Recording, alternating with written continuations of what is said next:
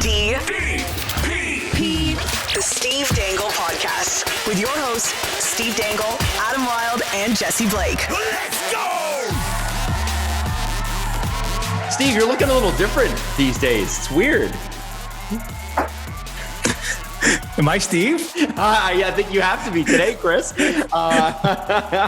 No babies in this house. Welcome to Chris Johnston back to the show, the fourth member who is right now the third. I don't know, Steve. Steve's running late. We have no idea what he's doing or what the problem is or whatever. But if you're not watching the show, Chris has got his juggernaut shirt on. He's ready for the playoffs. I'm assuming. One more game to go. Chris, I feel like it would be bad if we started getting into Leaf stuff right now because I feel like Steve would be upset that he missed it. But how pumped are you for the playoffs to start Saturday, literally a day after the last game of the season?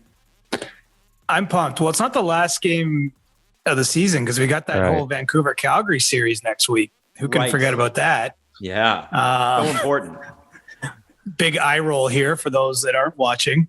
But I'm pretty pumped. You know, it's nice to see the weather turning a bit. Like it's starting to feel like playoff time. The fact we're going to have I think actually, honestly, right across the board, the matchups are pretty appealing the way it's turned out. And then to have a couple all-Canadian series, another one in the second round ahead, one of the Canadian teams making it to the semifinals, the third round. I mean, this is going to be a pretty cool few weeks, I think.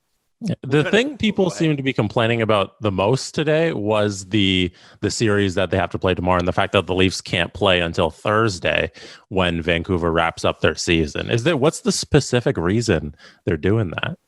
Well, I can tell you the fans, if they're complaining about that, they're aligned with the front office and the organization. You know, I think that all the Canadian teams would prefer to get going early next week. You know, obviously there was a couple extra games tacked on this week, regular season wise for the Canadian teams that are going to the playoffs. But, you know, with the Leafs and Jets wrapping up Friday night, you know, they could easily be launching in a series by Monday and still have travel time, a little bit of rest time, what have you.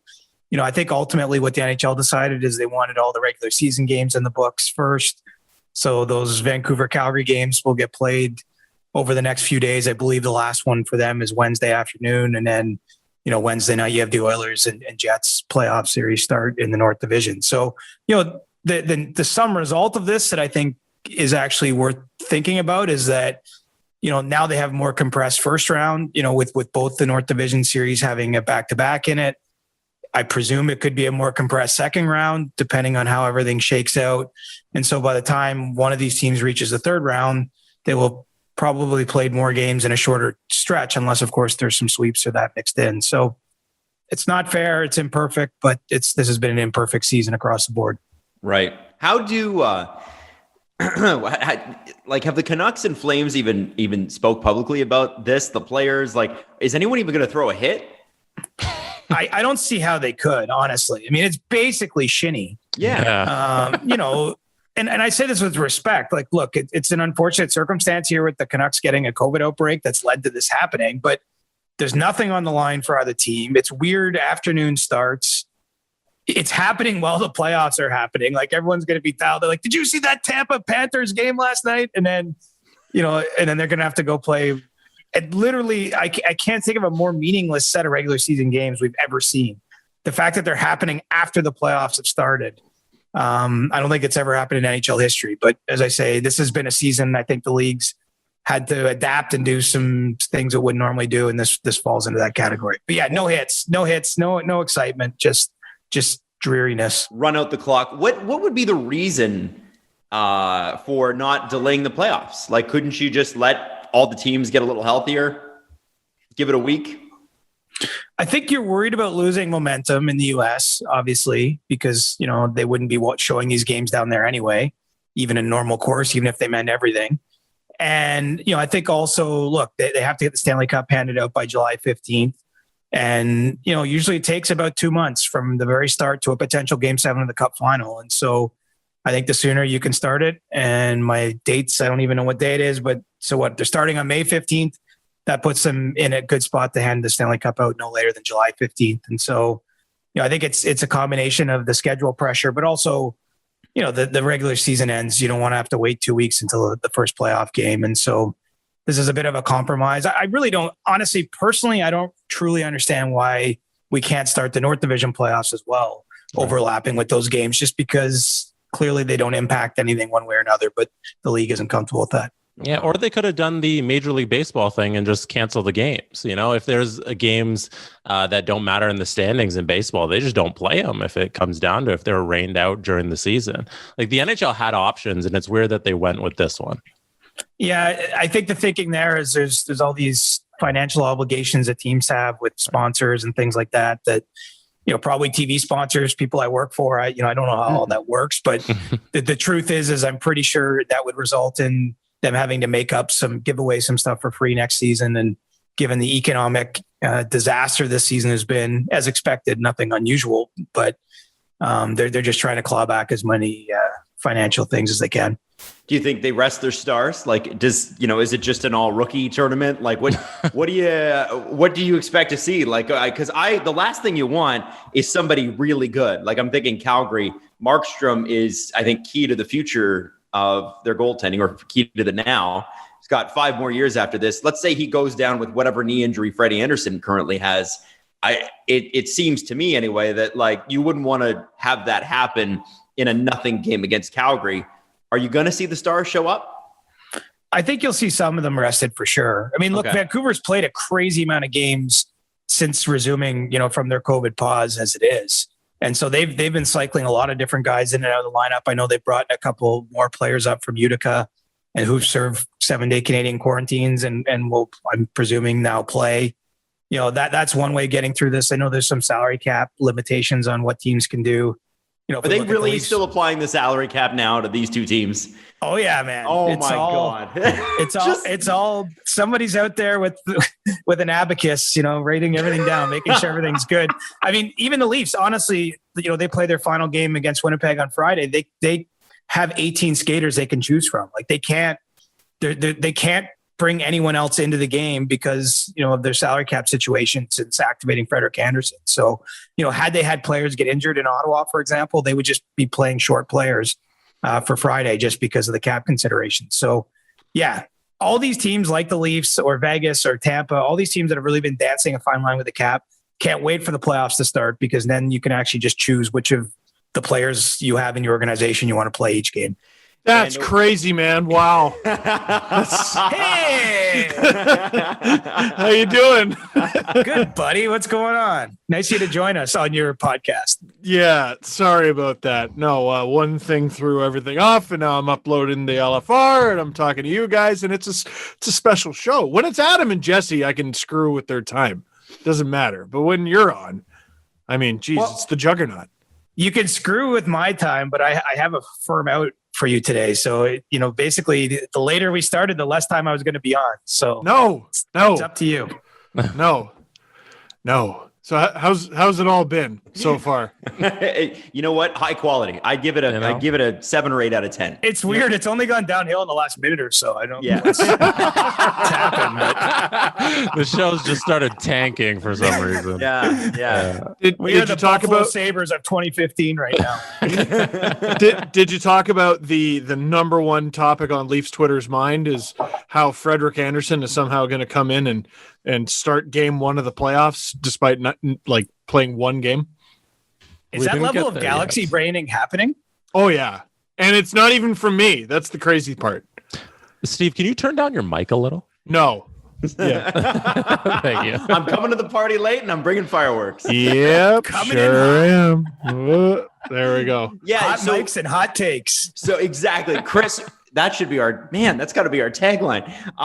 Chris, that's the number one topic for sure today. And like my whole thing is, I don't know how much of a football watcher you are, but the Rob Johnson, Doug Flutie situation where Doug Flutie basically dragged the Bills kicking and screaming to the playoffs.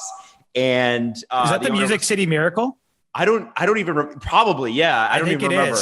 And then the owner's like, well, we're paying Rob Johnson $5 million a year. He should be starting. And they started him and they stunk and didn't make the playoffs for the next 10 years. I'm hoping the Leafs don't do this with Freddie Andersen because it's not fair to Fred based on what we saw last night. And it's also not fair to a team that's finished first in the division largely without him with Jack Campbell in net. Okay, so I got to be really clear. Like, I never lie to you guys. This has been so obvious to me that Jack Campbell's starting. I haven't even asked anyone who would know.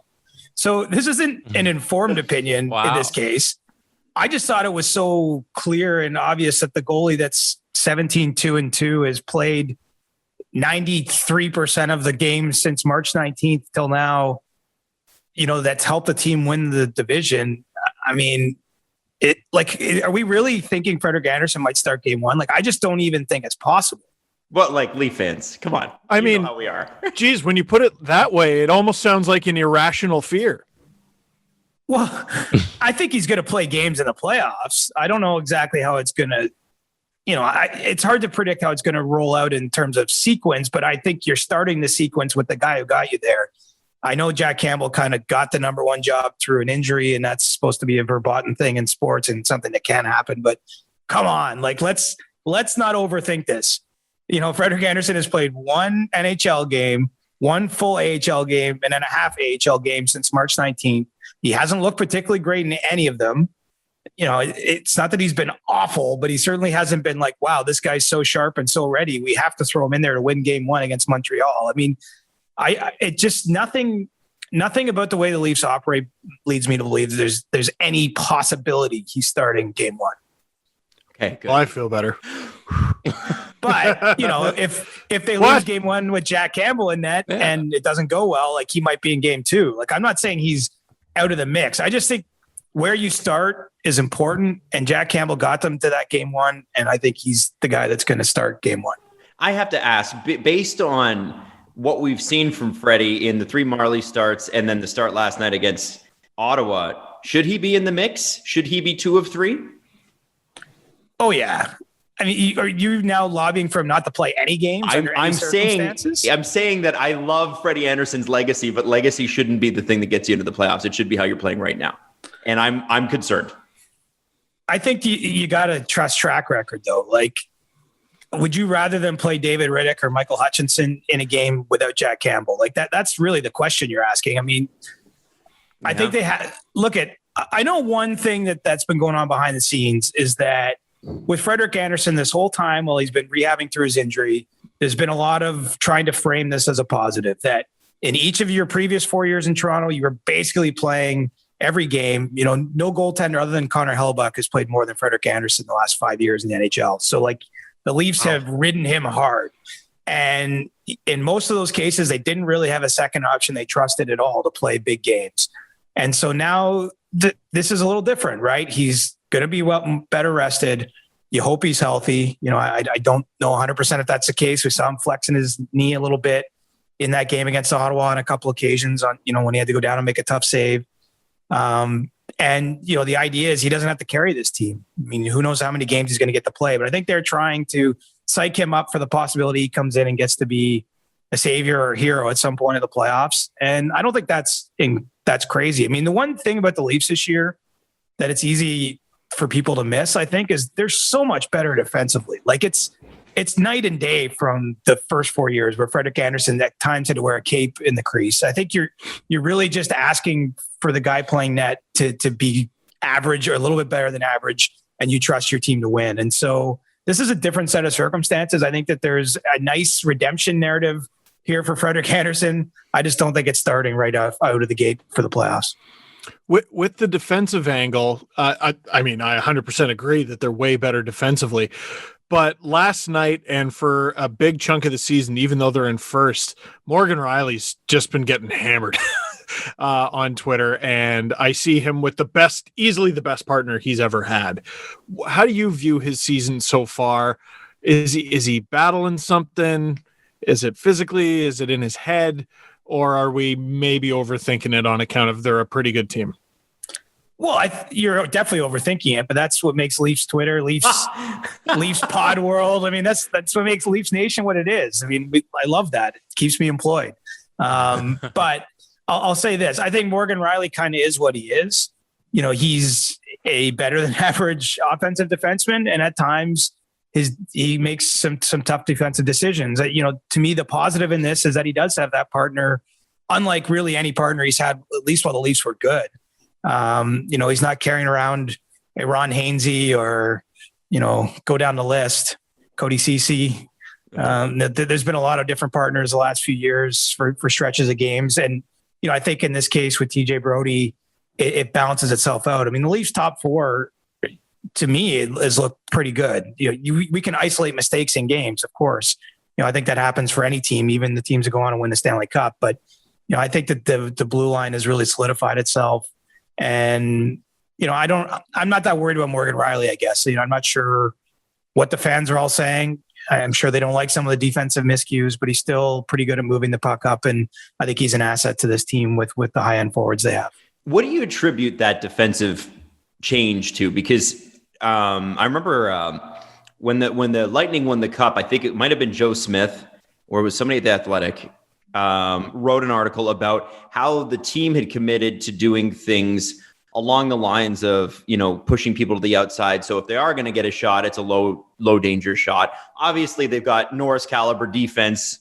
It seems like every defenseman on the Lightning could win the Norris at any time. And then you've got Andrei Vasilevsky. But there was a commitment to team defense that we hadn't seen from the Lightning before. And it can't just be with the Leafs. Can it just be TJ Brody? That's all they really needed, and now they're good at defense? No, I think it's a mindset the same way. And not everyone's going to like to hear this because, the Leafs were built to have more scoring lines in the past, right? Like their third line used to involve guys like Johnston and Kapanen and players with offensive upside, whereas we don't know how the lines are going to shake out right now, but they're trying to build a third line pretty clearly that's just meant to keep the puck out of the net. I think the Leafs have completely changed the parts around the core of the team, the core and the spirit of what is going to make them successful or not. The Matthews, Marner, Nylander, Tavares, that hasn't changed, but everything else has, right? And so to me, the way the Leafs are now built is you have those guys, I think, showing a different level of defensive commitment than they have in the past. You have a team that's not trying to win 7-1. I know there's a handful of games this year where that happened, but for the most part, the Leafs were winning 4-2 games with an empty netter kind of thing. Like they weren't blowing everyone out of the water in terms of the goals in the net, but where they really excelled was in the underlying metrics, how little they gave up. I mean, they went from a bottom team in goals against to one of the league's better teams, high danger shots against, odd man rushes against. I mean, they made sizable leaps in all those areas. Some of it might come from who they're playing, but I do think there's just a commitment there to do it. And look, this core, I mean, these guys aren't dumb, right? Everything that you guys are feeling as Leaf fans, the players are feeling too. Like they knew this had to be the year, like this still has to be the year they take steps forward. I think they've unquestionably done that in the regular season, but they have to take those steps or they're not going to get to be here forever. Something's going to change. And so, I think that you had a combination of, players that are coming into their own, getting frustrated by their lack of success as a team. You have a coach who had a whole year and clearly highlighted that from day one at training camp about, where they had to improve. And you've just had buy-in. And I think these guys are having fun. Honestly, it's fun to win as much as they have. And, they won the division. They're going to finish anywhere, third, fourth, fifth overall in the standings. They're favored to get to round 3 for sure. I mean, this is a good team. And I think that they have achieved that level of buy-in that Tampa did. Now we just have to see if they can get similar results. Mm-hmm. Oh God, I love it. Hey, you're going to be so nervous though, Steve, because there's going to be so many 2-1 games. I guarantee you, like games that it's going to be into the third period tight. Not a lot of chances. Obviously, we know the Leafs have those individual weapons, but this is not going to be comfortable.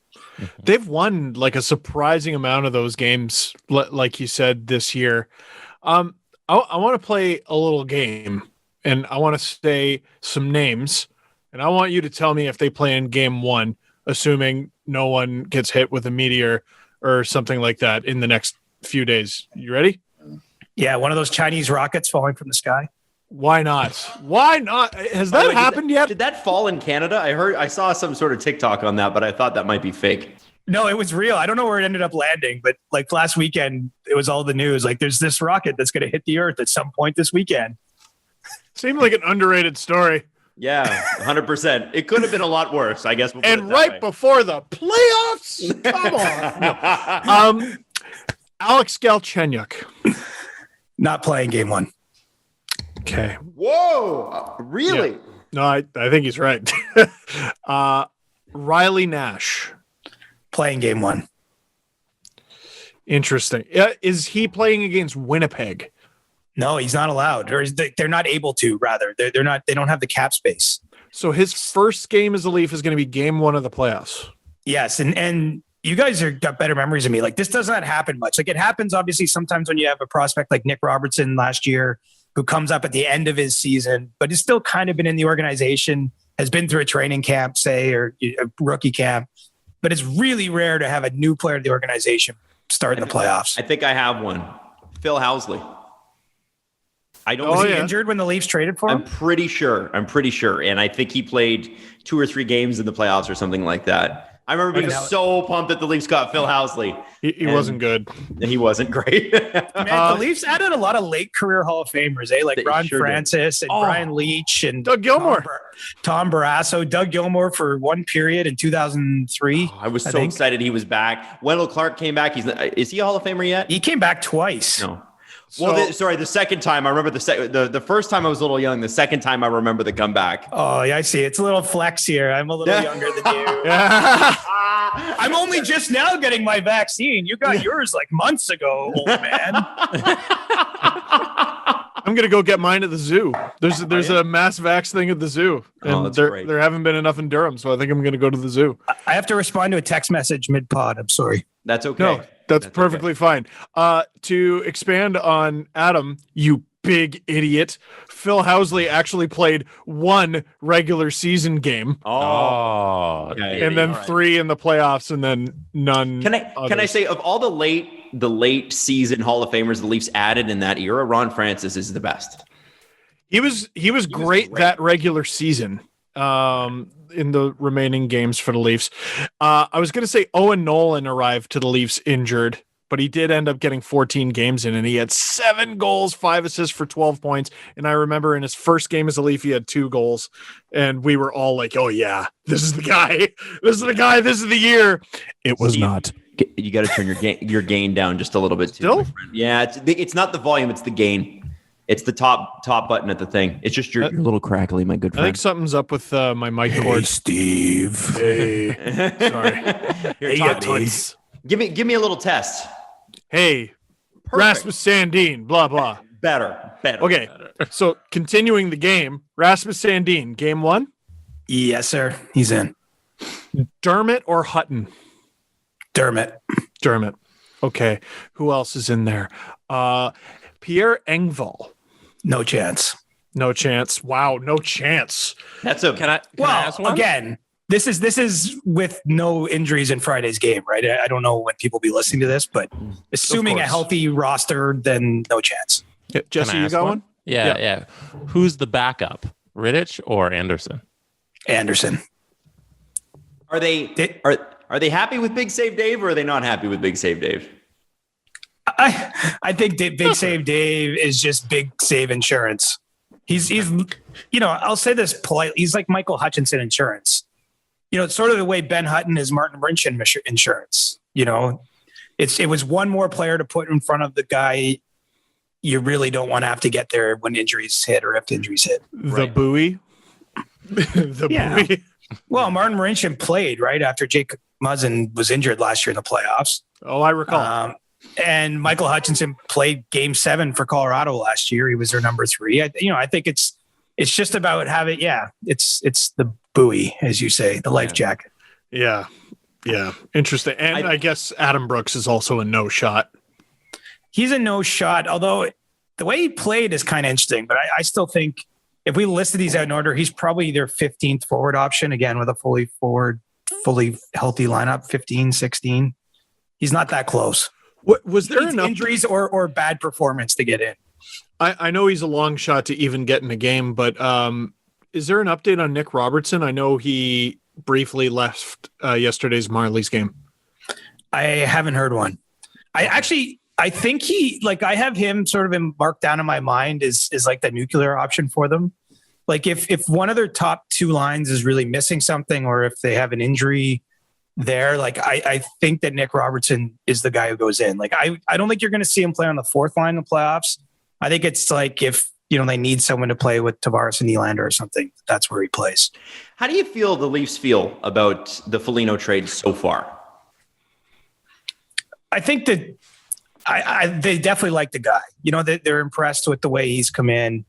It's not easy to join a new team, man. And he was in Columbus a long time. Like, the pro athletes are among the most, I guess, routine-oriented people on earth in terms of just how things work and seeing the same faces and doing the same things, taping their stick at 448 with, certain, like just crazy to those of us in other jobs. It's just like they really like things a certain way. And I think Nick has really endeared himself to his teammates. The fact he spoke up before his first game, I get the feeling that really sat well with the guys. Like he played his first game in Winnipeg, and I think he said something to the effect of just like what an honor it was for him to play for the Maple Leafs, and that he appreciated this opportunity. And yeah, I think he just the benefit sometimes of getting a veteran player is that he's seen a lot of other guys have to do this with his teams. And I think that he hasn't stepped on any toes, if you know what I'm saying. He's just kind of come in, and obviously the real measure of the trade will be the playoffs and what he brings there. But I get the feeling they're happy with it, and they're comfortable with the deal they made to this point. I just like the fact that we got the guy who captained the team who knocked out our team last year. If anybody's going to have the intangibles to take the Leafs over, the next step is the guy who beat them. Yeah, I think Riley Nash, wasn't he on Boston and Columbus? Yes. Yep. Oh, yes. Yes, he was. He sure was. He's twice knocked the Leafs out in the last 4 years. All right, I don't like him. I don't like him. Get him off the team. So what are you going to say when he scores in like the first period of his first game? You're going to be buying. I always liked Riley Nash. I approved of that trade, and I got his jersey. It's just a shipping. It's on the way. You'll be ordering it at the first intermission if that happens. 100%. 100%. So, it's an interesting matchup with Montreal, because we as Leaf fans, yes, we've seen some wins against Montreal, especially lately. We haven't seen Carey Price, and Carey Price under pressure is a different Carey Price. So, that alone has me. It's sort of like, do you want the Vezina guy from a couple years ago or the Vezina guy from last year for the Leafs? And that's the thing. A team that's built on scoring, although they do have defense now, it's a little bit of a tricky thing. How do you see this matchup with Montreal? Is Carey Price going to be ready to go game one? And what do you think the Leafs strategy to kind of combat the fact that Montreal is a much bigger team, at least, or was a much bigger team than this year than they've been before? You've got guys like Josh Anderson who are playoff-built players. What are your thoughts on that? Well, I think that's why they'd like to get the power play going, because that Montreal is going to just try to bash the heck out of them and might take some penalties in the process. I think the Leafs would feel a little bit better if their power play was clicking, but we'll move elsewhere on this. I think Montreal has matched up reasonably well against Toronto for a couple reasons this season.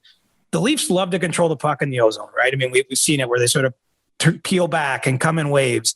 And I think that actually works in a team like Montreal's favor, because their defensemen aren't the most fleet of foot.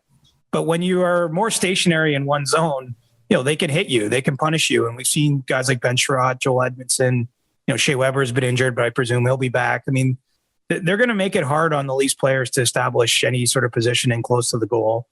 And then you got, Carey Price or Jake Allen, who I think is a pretty good goaltender too behind that. And so I think that Montreal is going to try to win these games 2-1. I think a key for the Leafs will be to stay patient if it doesn't come early or easy, because of the way that the Canadians defend. And, the key for Toronto, I think, quite honestly, is not in the offensive zone, but it's in the chances they give up in transition, especially. The Canadians love to jump on you, get a 2-on-1. That's the way we've seen them have success when they've had success against the Leafs in the regular season. Guys like Toffoli and that have feasted at times on what the Leafs can do there. And so I think it's going to be a little bit of a tight checking, meticulous series, unless things turn ugly and there's a lot of power plays and one of these teams shows that it can have some power play proficiency, because neither has really had much success there for, especially late in later part of the season. Who's unfazed guy because it's the anniversary of Game 7 from 2013. Oh, and one of the most. It is. Jesus. And one of how fitting. CJ, my mentions. Did you buy it? Did you buy it a cake? Like, did you get it a gift this anniversary? Like, I got it. No, Leo made it a gift this morning. You see, because he poops. You see, because babies. So all I remember from that game, well, I remember many things, but one of the most haunting visions, the Leafs go up 4-1. Camera goes down the Bruins bench and they all look dejected except Jaromir Jagr, who's literally, he's just making this face, lip out, shaking his head, not even impressed. Who's that guy for the Leafs? Spezza. Yeah. It's got to be an older guy. Like, I just remember the game. Spezza fought in the playoffs last year, for goodness sake. Yeah. And Joe Thornton's got to be a bit of that, right? I mean, I think that's why all these guys are here now, honestly. There's probably not just one. And, playing in Toronto, playing for a team that hasn't had this success, there is some level of ghosts there or doubt or whatever you want to call it in all these guys' minds, I think, especially if there's reason for it to appear. If they lose game 1, if they get down in a big game, if things don't go your way, because every single team that pushes down the door and wins the Stanley Cup has to go through moments where it's not going in their favor, whether it's injuries or things that happen, penalty calls. You start listing the ways. You have to find a way to stick with it. And so that's why Wayne Simmons could be that guy too. Repping Scarborough on the bench there, just not giving a shit, not too worried by this 2-0 deficit early in the first period. And someone who's going to go out there and do something about it if there's a fight to be had or just even some good, hard, clean checks to be thrown. I think the Leafs have a lot of that now, and I do think that's helped them this season.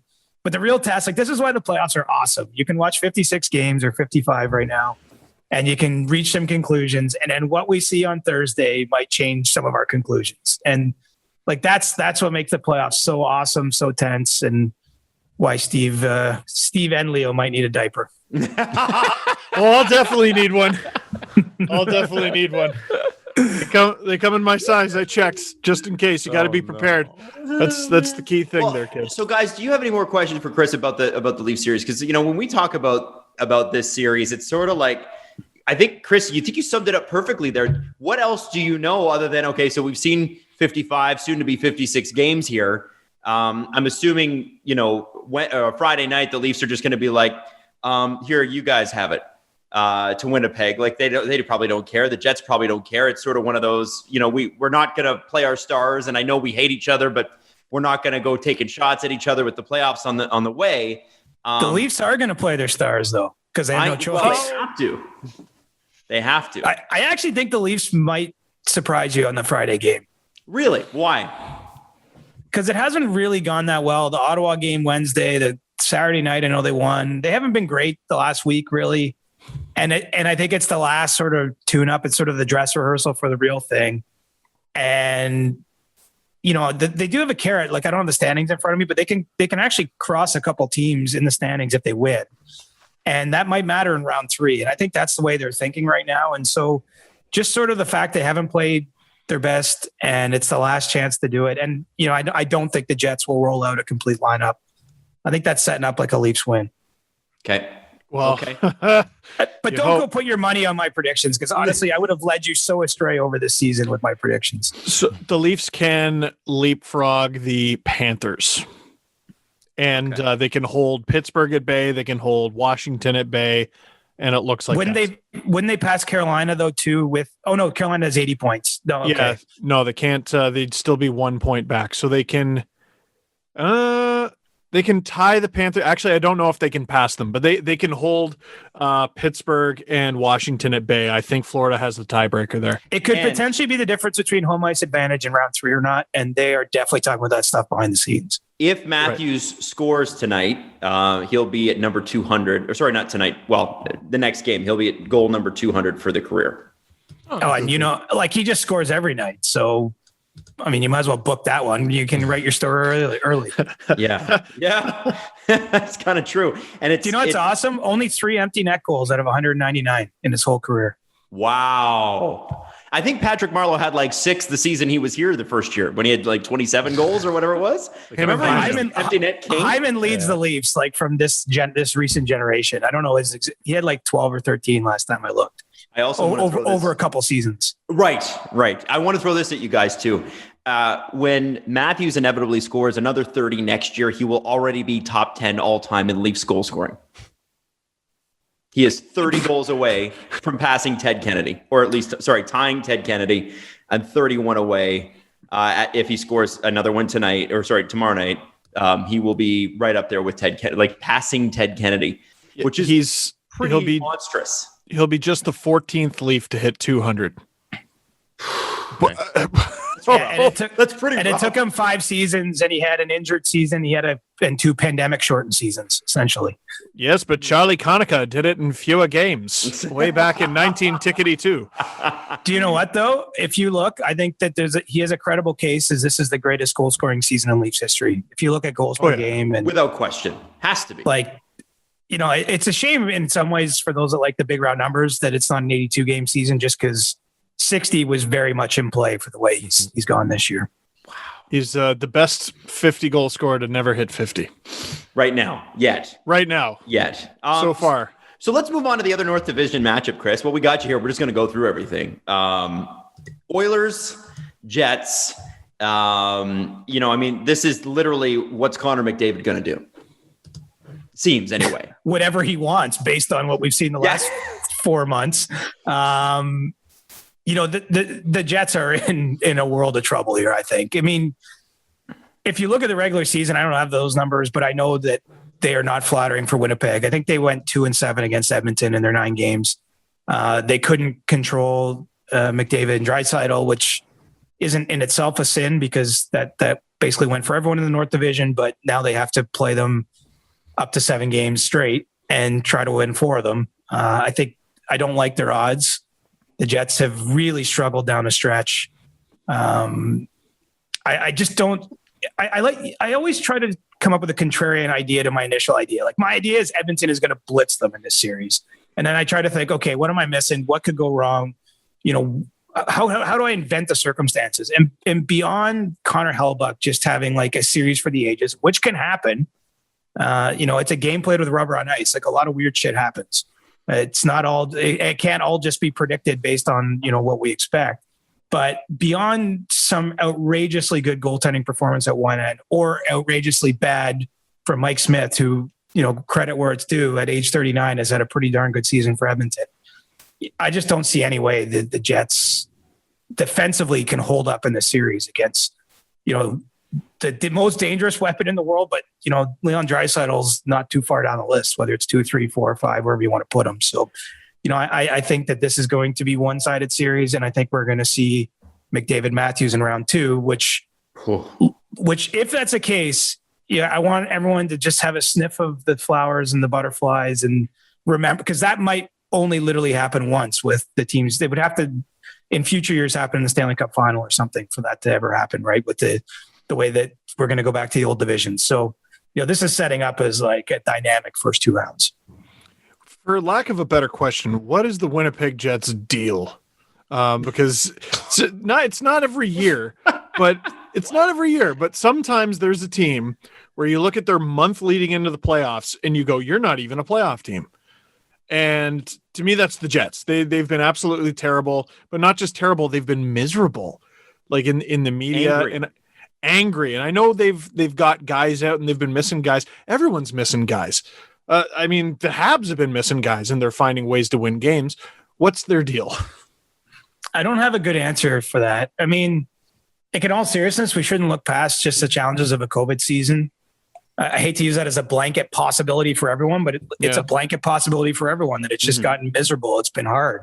I don't know about you guys. I've had way more bad days randomly in the last few months than almost ever, just because, and there's not really usually an explanation other than like, holy shit, every day is the same. I can't see my friends. I can't see my family. Works harder. It just everything is hard right now. So I wonder if it's that for them a little bit. But the injuries haven't helped. Connor Hellebuyck not being a Vezina Trophy guy the last month probably hasn't helped. And I just don't think they're good enough. I mean, this is a team for 2 years like their shot metrics are really bad. They're, for a team that has high ambition. I mean, and so I think they just give up too much. And so if they're not getting that kind of goaltending or outscoring their troubles, it's problematic. And frankly, Nikolai Ehlers probably was their best player this year, and he's been injured for the last few weeks. So that's hurt them. I don't think the Dubois trade, way too early to draw conclusions, but it hasn't made the kind of impact immediately that, you might have thought it would. Maybe that shows up in the playoffs. So, I mean, someone I think that can play a good role in a matchup type of role as a centerman where you're not just looking at his points to decide how effective he's been. But I don't know what their deal is. I think change will come there though. If this ends in the first round, I wouldn't be surprised to see an interesting offseason in Winnipeg if they don't get past the Oilers. Interesting, like big name interesting? The truth is I don't totally know, but like I could see a scenario where they're looking at a coaching change. I could see a scenario where they're looking at some player changes as well. They resisted making a big trade at the trade deadline. Like they were kicking around on guys like Josh Manson and Matthias Ekholm. And, ultimately, obviously there are some impact defensemen that didn't get traded anywhere. But, I think the Jets resisted the urge to maybe hit the trigger then. But depending on how this goes here in the playoffs, you might see, you just might see a little bit more than the typical offseason for a playoff team. Interesting. Very interesting. Dun, dun, dun.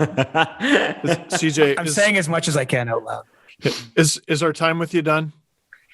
I can give you like 3 more minutes. Okay. Sorry. I'm really sorry to make other plans. No. Pick one.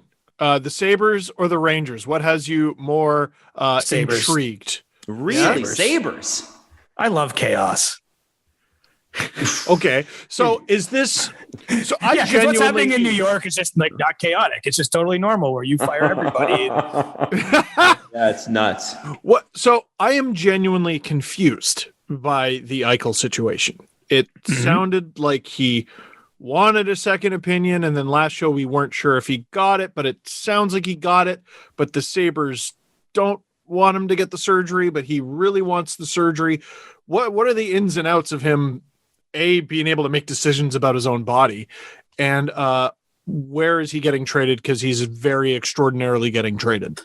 The only reason this is confusing is because everyone can't say everything out loud, like connected to the situation. But like, it's actually pretty simple.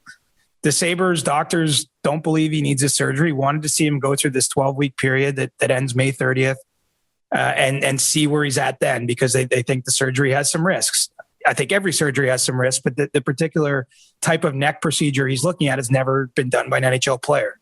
And so, if you're the Sabres on this, obviously everyone wants Jack Eichel to be healthy. Like that is definitely 100% fundamentally true. But the Sabres have a lot of money tied up in him, and obviously they want to make sure that he doesn't become damaged even worse in the course of the surgery. Jack Eichel, through whatever medical advice he's gotten independently, wants to have that surgery, believes it is the best way for him to get back the soonest and to play at his best. And, at this point, the Sabres haven't allowed that to happen. There's language in the CBA, essentially. There's a whole huge section about how you can get second opinions and the way it all works. But ultimately, what it boils down to is the team has to sign off on what happens. A player can't just say, F you, I'm getting this surgery, it's my body. That's part of signing a contract in the NHL. I know it's almost hard to wrap your mind around, but remember the Sabres gave him an $80 million contract. And so they get a say in these matters because it pertains to his ability to do his job. And so I think that's really where they're at. May 30th, as I mentioned, is when this rest period ends. So, as that gets closer, I'm sure they'll revisit this in one way, shape, or form. I think it's actually probably an understated part of the trade discussion is how do you trade him when his health is a bit of an open question mark. And I don't want to make any light of that. He was bad enough. He missed most of the season. A neck injury is nothing to trifle with at any age. So, let's hope he can get back to being there. And where he gets traded, open question. Like the Rangers in LA are obvious. They've been there. They've had those discussions in the past. I think they have the kind of pieces, prospects, and motivation to make a big trade. I think teams like Calgary, Montreal, Columbus, there are some teams out there that have obvious needs, I think, for an impact number one center that and will recognize that you can't get that guy very often unless you draft him, but this is the one chance you might have to make a big trade to do it. So I could see them being sort of low key in there. Minnesota is all of a sudden maybe an interesting option because the Wild have become fun at some point, magically in a pandemic. Yep. And I mean, really fun. I'm actually not being sarcastic. Like I love they're watching awesome. Wild play. Totally. They're awesome. fast and fun, and Kirill Kaprizov is just dynamic. I mean, it's great. But then there's probably some mystery team. Like I'm not starting. Please don't tag this, but like even if you're like a team like the Leafs or the Oilers and you're good at center, aren't you at least exploring to see if you could get even better somehow? Like if there's a trade that might make sense. Like, and so it'd be great. Well, look at here's a thing that's going to happen at some point, and I don't have the date, but at some point, I think it's reasonable to expect that John Tavares has moved to the wing. And that happens to all kinds of players as they age, and they can still be super productive. Like Steven Stamkos has played a lot of the wing the last few years. And if you look at his points per game, he's still giving value, but it's probably easier to shift someone like that to the wing at some point. So if you're going to use that as your premise, the Leafs will probably need a number 2 center. I'm not saying it's next season, but like they know that's coming somewhere down the line. And so maybe there's an incentive to go and get someone like Eichel. Now, I would say if we had to rank teams most likely to trade for him, Toronto's in the 20s. So like, I'm not saying this is likely to happen, but what I do believe is that teams that aren't even obvious fits are going to explore the possibility just to see how do you if it pull could them in? Work. Well, if it could work. And the trade Nylander crowd is going to just love hearing this because that's got to be the obvious guy to go the other way if that were to happen. I hate that crowd. I know. Me too. I want to see Tavares, Eichel, Nylander. That's what I'd like to see. So you're telling me there's a chance. But I will say this, that I think this is a big playoffs. I mean, it's a big playoffs for the whole team, but if they have to address the core after this playoffs, Nylander's probably the most tradable asset, frankly, that they would consider trading. So the trade Nylander crowd won't be totally silenced. And I think it's look at Willie's had his second straight really strong regular season, especially the second half of this one, but he hasn't really shown it in the playoffs in the prior years. And so, there's something for him to prove there. He doesn't have to carry the team, but I think you got to see a level of consistent competitive instincts, fire, whatever you want to call it, and a bit of production, or else, at some point something's going to change. And a team like Buffalo wouldn't care about his playoff performance because they're not going anyway for a while. So it's probably going to be like, I also think people are like, well, how could they fit the salary? I'm going through my head now, Chris, because I'm a Leaf fan. I know you got to go. Morgan Riley's salary coming off the books, Freddie Anderson's salary coming off the books. Like, I mean, Morgan will be another year, but there's a tradable asset. You could make that happen. And I mean, look, these guys are gurus. They can make anything happen. Like what they've just done. So the roster that I think they're going to ice for the first game of the playoffs, just the players in the lineup and not the ones scratched, are going to be $86 million in an $81.5 million cap world. So, they can make it happen. Cheating. It's not. Well, the Lightning did the same thing, right? They're all of a sudden adding a $9.5 million player in Kucherov on game 1 of the playoffs, and that's to an existing roster that was at the cap. So these are the rules of engagement if you're trying to win in the NHL. And the reason I would say it's not cheating is look at all the picks they had to give up for salary retention on Nash and on Foligno. Like that's how they made it happen. In part, they also made it happen by convincing Joe Thornton to take a league minimum deal, by retaining Jason Spezza at $700,000. Like they've been value shoppers, but they've built a pretty damn good team in a cap environment with a lot of money tied up in their top offensive players. Chris Johnston, Sportsnet. Thank you so much. Follow him at Reporter Chris on Twitter. We love having you on. Excited for the playoffs. We know we probably won't see it till afterwards. So have a good time. And when am I being kicked off the pod? No, you're not busy. bringing me back in CJ, if you join us mid playoffs, I promise to actually be there for the start of the show. Well, I'll make this promise here. If the Leafs win their first playoff round since 2004, I think you got to have me on to break it down, to look ahead, to talk about history, because I'm one of the few old enough to remember 2004 without needing an encyclopedia, young Adam. I can remember that. And I think it'd be pretty cool just to see what happens in the city if that happens. And if they lose, you're probably going to want me back because I tend to set fire to all my relationships after the day that they clean out their locker. So right. Well, we figured the end of the season we'd have you back. But man, Chris, if you can make time for us, we're always in for that. So thank you for coming on. I know your fervent followers will remind us 2 weeks from now I'm going to be appearing on the pod. No, yeah. Especially all the Habs fans. Chris Johnston, thank you so much. Fourth member of the show. We love you. Good luck. Love you guys. Good luck to the Juggernaut crew out there. Keep representing. I think we need to be honest with each other.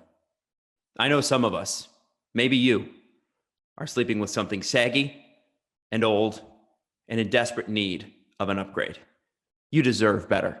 It's time to break up with your mattress and give yourself an upgrade with Helix. Helix Sleep has a quiz that takes just 2 minutes, and it matches your body type and sleep preferences for the perfect mattress for you. Why would you buy a mattress made for someone else? With Helix, you're getting the mattress that would be perfect for the way you sleep. Do you sleep on your back? Do you sleep on your stomach? How much do you weigh? What's your partner sleep like? Helix asks you all about that.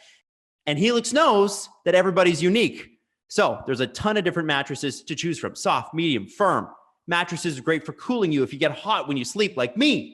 And even a Helix Plus mattress for plus size sleepers. So if you're looking for a great sleep, go to helix.com/SDP and take their 2-minute sleep quiz. They'll match you to a customized mattress that will give you the best sleep of your life. And here's the thing, 10-year warranty, and you get to try it out for 100 nights risk-free. They will even pick it up for you if you don't love it, but you'll love it. So check it out. Helix is offering $200 off all mattress orders and 2 free pillows for our listeners at helixsleep.com/SDP. That's helixsleep.com/SDP for up to $200 off and 2 free pillows. So I have to say, guys, Jack Eichel, I don't know whether I'm more excited about the first round of the Leafs getting Jack Eichel. I'm not really sure. It's kind of exciting. I want the Leafs to get Eichel and keep Nylander. I'm sure they somehow. Could. Freddie, it's going to be. Oh yeah, Morgan Riley off the books. You'd have to flip Morgan Riley, but like you're losing Sandin too, right? Aren't you? No, it's okay. It's going to be Bracco somehow, even though they don't have him anymore. Nielsen. A third, yeah. Bracco, Nielsen, and a second. I think it is second. That's it. Kevin Adams is going to put on his negotiator hat, and he's going to get a second. Well, anyway, it'll be very interesting to see what happens with Jack Eichel. Now, this is sort of the playoff preview show, so let's move forward here. We've got Carolina and we've got Nashville in the Discover Central Division. 2 teams who look, you sort of feel like, the 16-point spread sort of says it all, right? Carolina's got 80 points. Nashville's got 64. Nashville's one of the hottest teams in the league, bud. I'm just saying, they sure are. And listen, I do think that matters, right? So the spread obviously matters, of course. Carolina's been the better team all season long, of course. But how you play leading into the playoffs, I think, says a lot about your team. Carolina's 5-2-3. That's still really good. They've lost their last 2, whatever. But Nashville 7-2-1. One of the hottest teams. And let's call it what it is. They've been in a playoff race. They've essentially been in a series with Dallas, and they beat them. Didn't they, Adam? They beat the Dallas Stars. They've sort of been in playoff mode. So I don't think Carolina sleeps through that series. I think Nashville is going to make it as hard on them as possible. Carolina's still going to win, I think. But Nashville is they're not a pushover 4 seed. We talked a little bit on the podcast last week, but now we do officially know that we're going to get the all Florida Tampa Panthers. The one thing that Tampa is adding is Nikita Kucherov, but he hasn't played. So not that matters because he's Nikita Kucherov, but Florida, which had slightly more points this year, can they contend with that? Or is this just is this the 2-3 matchup that's like, okay, well, we really know who the powerhouse here is? Florida and Tampa have played each other recently. I want to say they had a mini series recently. It was 4-0 on Monday for the Panthers. The Panthers beat them, yeah. And Andre Vasilevsky did not look sharp. He was featured. He got a double dang it in Steve's dang it's, which is very rare. But But like Tampa, they're so playoff hardened, and Florida's been this team for years. Like, oh, they're going to make it. They're going to make it. They're going to make it. They never make it. They're finally here after ridiculous playoff success. But like Tampa, they're so deep. Like even like Kucherov, he hasn't played, right? That seems like an issue, right? Tampa is deep enough that they could like shelter Kucherov and have him on like, I don't know, the third line, something like that. It's difficult for me to not put my money on Tampa just because of everything that team has been through. What do you think Joel Quenneville gives the Panthers in this playoff series that maybe they wouldn't have had otherwise? Oh man, that is a very good question. Because Chicago, they really don't get enough credit for being feisty and scrappy. And I don't mean necessarily tough. I mean, Tampa won last year because Tampa should have. You know what I mean? Whereas Chicago, the 3 years that they won, every year they were bashing heads with the Kings, who in any other year could have won. And every year they were bashing heads with the Blues, who in any other year could have won. Like there were no the Red Wings on their way down. You know, like there were Sharks too. The Sharks, like there were no easy paths really for those Chicago teams. And we joke about the 2015 one. I mean, Quenneville is a master of matchups on account of he had 3 functional defensemen and won a Stanley Cup with them.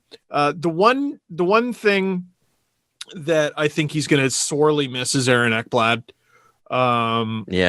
You know, that does make things, it makes, and especially against Tampa, for the love of God, who just comes at you in waves.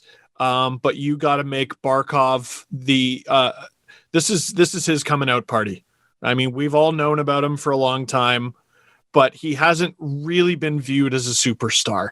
And if he finds a way to not just shut Tampa down, but outscore them while he does it, like actually find a way to turn the puck over the other way, put it in the back of their net.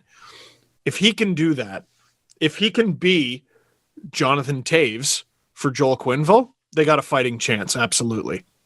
There was one stat I was looking at today that I thought was pretty interesting, pretty cool. It was Tampa is the only team this season to win every game they led after 2 periods. Wow. So when they lead after 2 periods, they are 26-0 this season. So the last team to do it was the Pittsburgh Penguins in the year they won the Stanley Cup. That was 39-0 in 15-16. And then the team to go undefeated after leading after 2 periods before that was the Chicago Blackhawks, who won the cup in 14-15. They went 25-0. So I don't know what it seems like. There's something in it and with teams that can shut it down after you have the lead after 2 periods, because I feel like Tampa, they know how to win. And I don't want to pick Florida in this matchup because I think there's too much experience there with the team who, if they get the lead going into the third, they can guarantee themselves, hey, we're going to walk away with a victory in this game. And I just thought it was fascinating that the other 2 teams to go undefeated were the Pittsburgh and Chicago, who went on to win the Stanley Cup. It's an interesting matchup because it's one of the rare times where the numbers all point to one team and our hearts and minds completely disagree with the numbers, like just based on what we've seen. And it's nothing against the Panthers. I mean, Jesus, they're one of the strongest teams in the league, but they're going up against easily the best 3 seed in the league, in the entire league. And they might finish with fewer points in Minnesota. They still got a game left, but how is the reigning Stanley Cup champions? You have home ice advantage in round 1, and you draw the reigning Stanley Cup champions who are getting the Hart winner from 2 years ago back. Life's not fair. Florida finally gets in, and that's the hand they're dealt. Well, right. Good luck. And like, not all the numbers point towards Tampa, because Florida they led the division in goals per game. They led in shots. No, I'm saying the numbers favored Florida. Oh, okay. Yeah. Okay. Yeah. Florida's definitely the better team statistically, but I don't think anybody's really picking them up yet. Only because, and I think there's also, just from a fan perspective, even if you don't watch the teams regularly, Tampa's been a monster to play against since at least 2013, 24. I know they missed in 2015, but Stamkos was out. Like they've just been every year. They're seemingly unstoppable. They did win the cup finally last year, but they're just this unstoppable force every year, usually for a while. There's a little added incentive too for the Tampa Bay Lightning because a lot of them were with that 2015 team that ended up going to the Stanley Cup final against Chicago and losing. Right. And it stuck in their craw for years, and they were finally able to, exercise those demons and win in the bubble. And now you got a chance to get your vengeance face to face against Joel Quenneville. Interesting. And he knows them. So that will be a more interesting matchup than I think people are giving it credit for. Now let's move on to the Mass Mutual East Division. Pittsburgh. Also, just one thing just to mention for the Tampa Bay Lightning, they did on the Monday game versus the Panthers. They're the first NHL team ever to ice a line of 3 black players. Yes. That's right. What are they? The Reign, I think, out in California. Yes, Ontario Reign. The Ontario Reign, yes. They did it with the AHL team there, but Tampa became the first ever NHL team to do it. Amazing. It was Walcott, Smith, and Matthew Joseph. Yes. I think, yeah. So shout out to them for that. That's really cool. And Joseph, he was a guy who was highlighted as just, I don't know if he even got into a game in the bubble, but he was just this beacon of positivity for the team and everything. It's great to see him, like guys who won, but they weren't quite in the lineup. It'd be nice to see him get a more prominent role here in this playoff run. I know too that it was funny hearing the head coach talk after the game because he said, as much as this is a historical moment, it'd be nice when this isn't news anymore. Yeah. It's wild. It's still news. Yeah. And I think that's, it's a really salient point. Is like, we got to get to the point where this isn't news anymore, but it is, and it's historic and it's incredible. And it's too bad it took us this long. Great to see. Yeah, no, that's a very good point because we shouldn't be in 2021 talking about, 3 black players were on the ice. That's wild. But we literally are. The Jackie Robinson movie, and like Harrison Ford is Branch Rickey, and they're like on the phone, like, Branch, we're not even going to play you if you put Jackie Robinson in, and then I feel like the NHL. What was that voice? We're not going to play it. We're his old timey voice. Yeah, and 1940s voice, I guess. Yeah. And I just it's like the NHL. It's like now that's happening now. Right. Anyway, let's get on to progress is slow. It's molasses. They should bring back those 75 patches, but underneath just write years behind. Oh, Jesus. They are. They're almost literally. When did Jackie Robinson play his first MLB game? It was in the 40s, Jesse? Yeah. 40s, early 50s, 51, 52, something like somewhere in there. He wore 42. Maybe that's where some of the confusion is, but it's ridiculous, right? It's a little bit ridiculous. 1947. Come on. You see, Branch, we just wrapped up in Europe, you see, and we're not going to play it. I think Tampa's got this new line. Stop. It features 3 players. Stop. Yeah. I've never understood the stop. Anyway. East Division. Let's get to it. Pittsburgh and the Islanders. This will be interesting. Pittsburgh is much better than we thought that they were going to be this year. Yeah, we saw them as like a playoff team, but I don't know if anybody saw them as being the dominant force that they've become. Norris candidate Cody Ceci leading the way. But really, I mean, the story is... I know. He's been good. I know. I'm mad. Listen, I'm upset about it. I don't like. Dubas was right. Could he have been that for us? Dubas should be screaming, "I was right" to everybody in the media because Cody Ceci is a competent player for the Pittsburgh Penguins, and Dubas saw that in him, and he never got it out of him when he was in Toronto. He looked fine on their third pair. Right. Yeah. Maybe if they had, he looked fine. Morgan Riley, it would have been okay. But anyway. We move on. Islanders, Pittsburgh. You've got Sidney Crosby, Evgeny Malkin. I mean, it's been the Sidney Crosby year in Pittsburgh. He's been unbelievable, and you can say that for most of the last 15 years.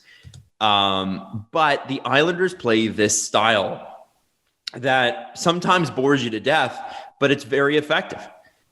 Are they going to be able to contend with the Pittsburgh Penguins? I like that you called them a boa constrictor before. They're so far behind. I don't, because NHL.com is terrible. I don't know where they rank in terms of goals scored, but they're bottom half. Yeah, they have 156, and for context, the Pittsburgh Penguins have 196. And they lead the league. They lead the league. They lead the league with 196, but only Vegas has allowed fewer goals than the New York Islanders, 128. You take a breath, they constrict. You take another breath, they constrict. I will say this, usually the hallmark of a real great team is killer road record. Their home record is nearly undefeated, and it should give Pittsburgh pause. Holy cow, do you need to win, I would say, both of the first two games of the series. The Islanders are 21-4-3 at home, but on the road 11-13-4. Yuck.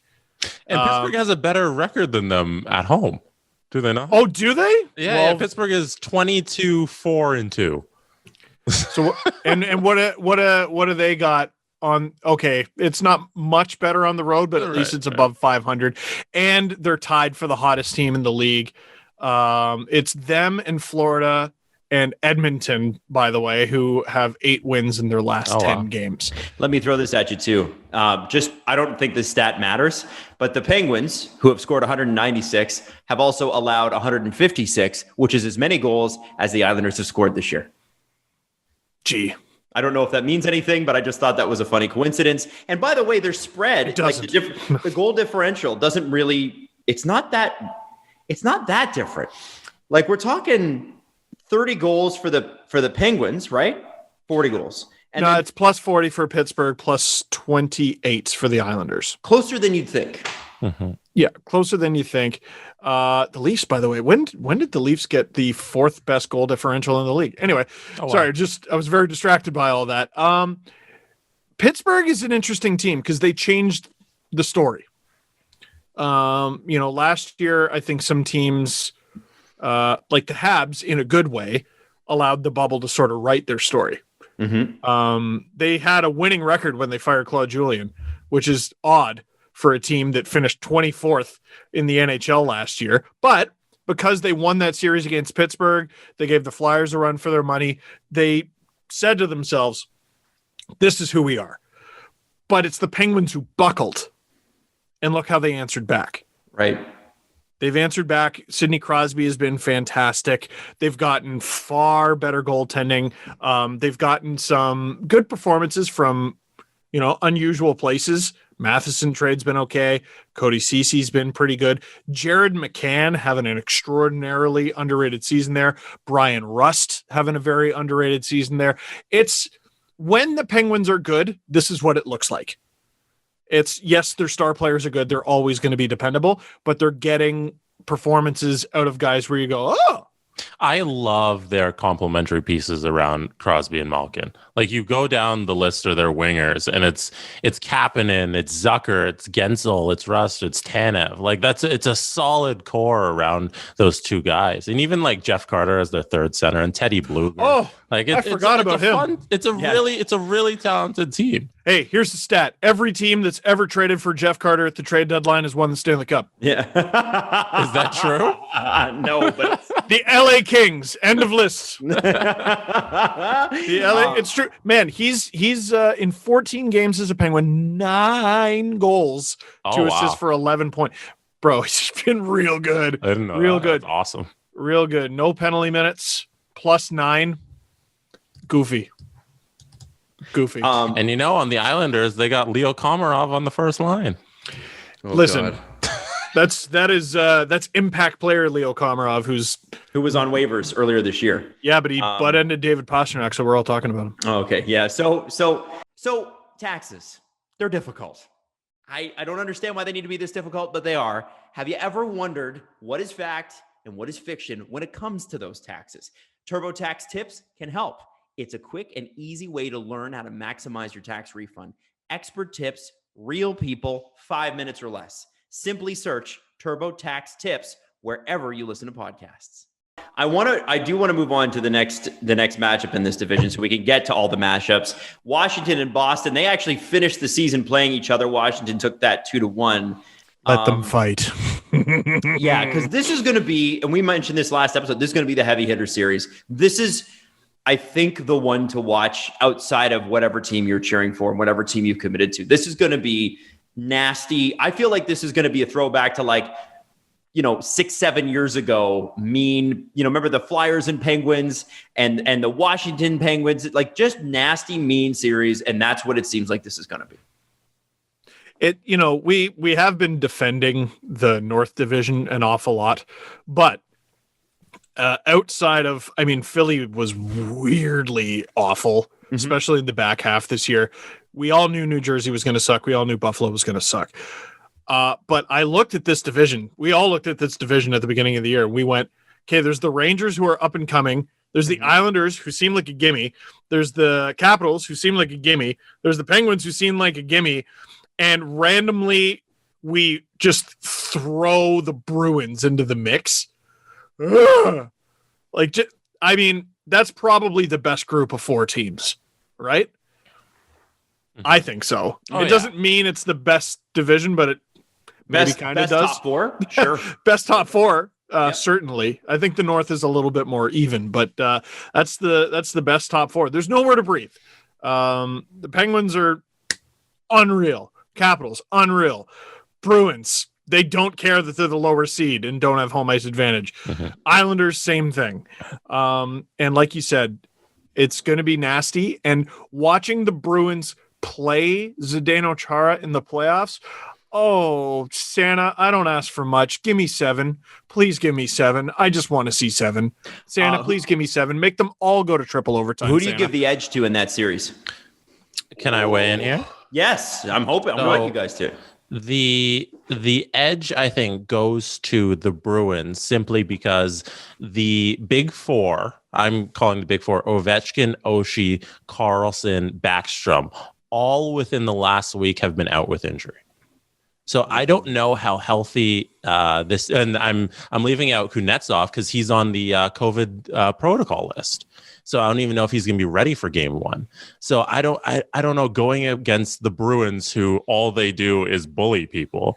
If this half injured, everybody's injured at this point of the season. But if you're missing significant time within the last week heading into the playoffs, especially Ovechkin, I think you got to give the edge to the slightly healthier team who likes to push people around.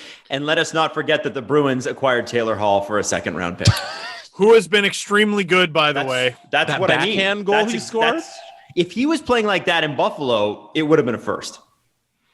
Well, so I was looking up his numbers. I probably won't be able to find them in time. I know what you tweeted. But pull up your tweet. All right, let me try to find my tweet here. But basically, Taylor Hall, a lot of people don't like him. I get it. He's overrated. I get it. Sure. Fine. But one thing I can tell you about him, even if you don't like him, he is not going to shoot 2.3% forever.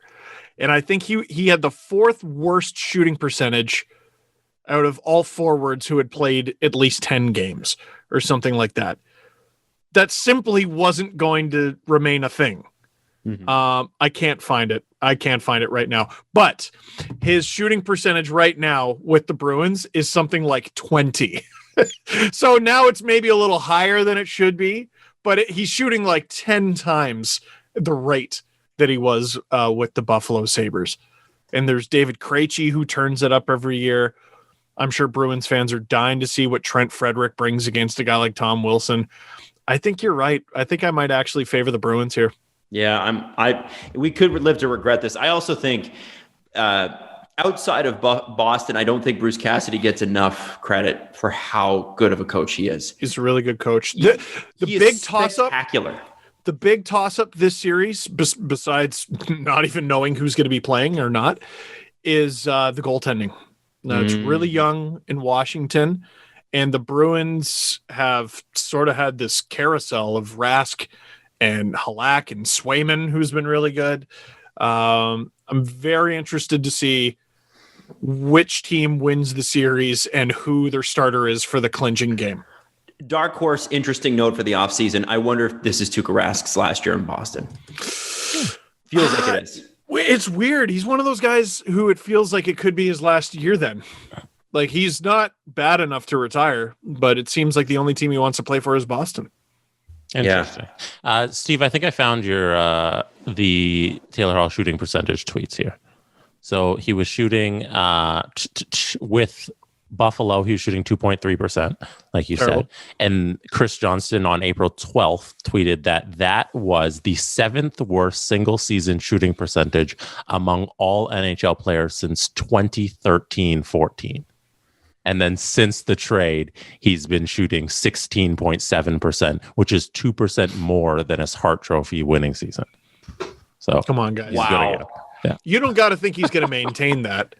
And like, you could cut that in half and it would still be 4 times better. Right. Like, this was never going to sustain. And I mean, didn't he lead the league in breakaways and he didn't score on one of them or something like that heading into his trade against Boston? He had like 9 and he didn't score on any of them.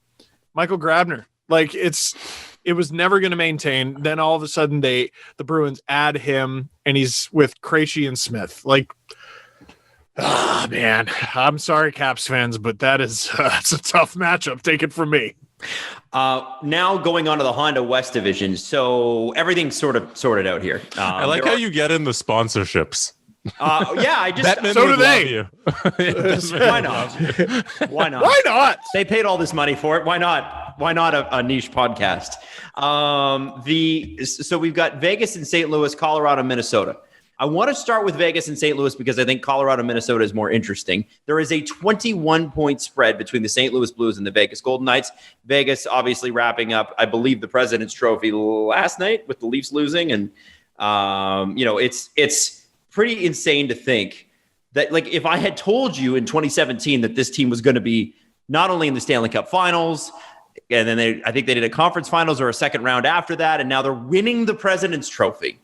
I don't even know if the Leafs have ever won the President's Trophy. If Colorado wins their last game, they get the President's Trophy. They get it. Yeah. Okay. They own the tiebreaker over Vegas. I think the tiebreaker is head-to-head.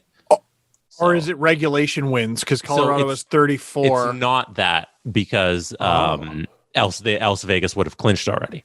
And they still have a little X next to their name. If you look at the standings, it's not a Y.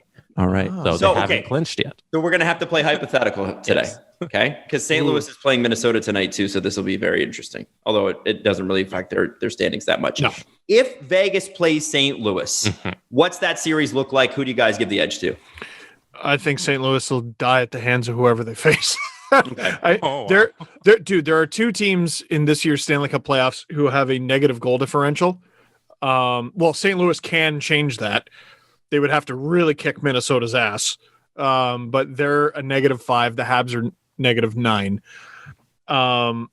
Vegas just murks them. Colorado just murks them. I mean, this game is extraordinarily important. You want to play Minnesota or St. Louis? I think you want to play St. Louis. Come on. You got a team that's -5 goal differential versus +25. Not to mention, well, actually, St. Louis has been pretty decent lately. I was expecting to see something totally different. They're 6-1-3. However, over the course of the whole season, I mean, if you're St. Louis, you're watching and you're just going, bring it on. Who cares? Like, it's not going to be fun no matter what. And you're going to have a hard time beating whoever you face. Philip Grubauer, by the way, for the Avalanche, is quietly put together like a Vezina-worthy season. I meant to shout out Chris Letang as well with Pittsburgh, talking about a guy that could get some trophy votes. Chris Letang, with all the injuries he's had, holy shit, he's been great. Sorry, I just wanted to throw that in there. It's going to be a weird year in terms of voting because, like, I got someone chirping me like, I bet you don't even watch their games or whatever. And I'm like, how many hours do you think are in my day? Do you think there's more than 24? Is that how you think this works? How much hockey do you think?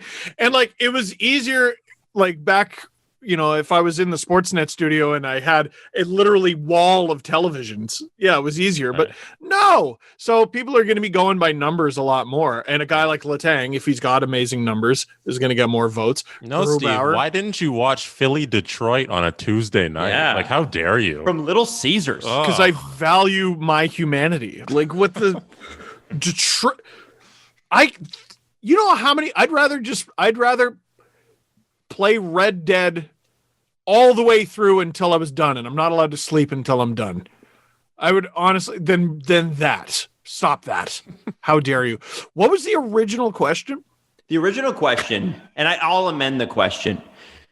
Who matches up better against Minnesota? So whoever takes this is going to be Vegas or Colorado. St. Louis is like, oh, we'll have to take whoever we get.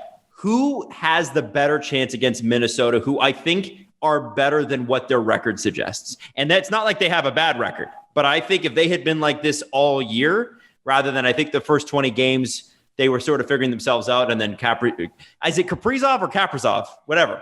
Let's stick with one. I'm going to say Kaprizov. When he shows up, holy shit, it's just a different team.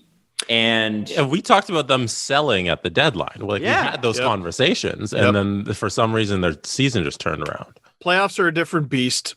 You got two goalies. Marc-Andre Fleury does not care about how old he is. He disregards his every year. The number on his cake goes down. Like it doesn't make any sense. They got Pietrangelo, who you can use to target someone. They got Mark Stone, who you can use to target someone. And I'm not saying Minnesota's a one line or one player team. They're not. But I think Vegas is better suited to handle a team like Minnesota. And it's nothing against Colorado. It's more about Colorado's had a few more injuries. I want to say Nathan McKinnon missed a game or two. Or had to leave a game or something like that. I just think Vegas is better suited for Minnesota, but I think those are two of the best teams in the National Hockey League. Is Vegas Colorado in the second round? Because I think we all agree that the West Division is going to be Vegas Colorado in the second round. Is that the Stanley Cup final? It could be the 2-3 matchup in the first round in the Central. Like, it could be Florida Tampa. Like, there's no there aren't any bad teams in this year's playoffs. Yeah. Every year you go them, like, there's always at least one team. No, I don't know, Adam. What do you think about the Preds? Buddy, they've been good. I don't know what you want me to tell you. Dude, Steve, lots of teams have been good for 10-game stretches. This is not not a great team. You know who's a good team? You know who's a really good team? When we talk good teams, the Ottawa Senators. That's a good team. The Ottawa Senators are going to make the playoffs next year. There's my big prediction. I had a line in my LFR today. Heading into last night's game, I was saying to myself, all right, the Leafs have 2 games left. They're going to play the third best team in Canada and the Jets. Dude, the Sens, legitimately, they're amazing. If you erase the first 20% of the season, really not that much. They're a playoff team in the North. And I think had this been an 82-game season, which it isn't, they would have made it. Oh yeah. The way they're going, you guys are overrating a portion of the season where they weren't in contention. There's something to be said for a team that's not playing for anything, playing above expectation. I think I take that point, Jesse, but I think when you've done it for 35 of 56 games, the way they have, really, it was game 21 that they really kicked it into gear. To me, the Leafs had a hell of a time with them this year. What did they even split the season series? Did Ottawa win the season series? I think they might have. I don't. It wasn't good. I don't know. I actually think I agree with you in the sense that next year people will play them differently, play them harder, won't take them not seriously. But I also think the Ottawa Senators now have that kind of young, ignorant confidence that young teams get, where it's like, we can literally do anything. And I think that they're going to be able to add this offseason sneakily. And if the goaltending thing sorted out, calm down, whatever it is they need to do, I don't see any reason why they can't make the playoffs next year. Shades of the Leafs, though, because they were up 3-1, and those 2 goals, you tend to not look at it this way. Like when you're cheering for a certain team, you cheer for your players and what they do. And all Tavares and Matthews did was shoot because no one was anywhere near them. Like, both those guys make over 11 mil. Can someone get these guys a game sheet? They're still real young and still real green defensively. But they try really freaking hard and they can score. And when they get a few saves, which Gustafsson made for them, they can do anything. As long as we're talking about the playoffs. How do we get onto the Sens? Sorry. What I do want to get back to is this. Okay, I'm going to give you, because this is really what it comes down to. No offense to St. Louis, but this is what I think is going to happen in the West. You're going to have two teams out of these three that are going to make it to the second round. Who are they going to be? Vegas, Colorado, Minnesota. Jesse Blake, who do you think? I have Vegas and Colorado. Steve Dangle. Yeah, those two. I'm going to say Minnesota, Vegas. Yo. Okay, so Blues, 4th, -5 goal differential. Minnesota, 3rd, +25. Huge jump. Colorado, +60. Vegas, +67. Man. But like I said, like with Ottawa, Minnesota wasn't this good. We talked about them potentially selling at the deadline. Minnesota is not this good. Not this good. Is this good? The number one defense of the North Division, by the way, is the West. Because it's Vegas, Colorado, and Minnesota kicking the shit out of the Kings, Sharks, and Ducks. And then there's the Blues and Coyotes like, we don't like you. And sort of fighting amongst each other, and the Blues ended up winning. But it's Vegas, Colorado. Wouldn't be shocked if Minnesota squeaked out a series win there, but it's those two. Let's be honest. Can I get your other two teams' picks for the other divisions? I'm just going to write them down so we have them for the next round. We could look back and see who got the most right.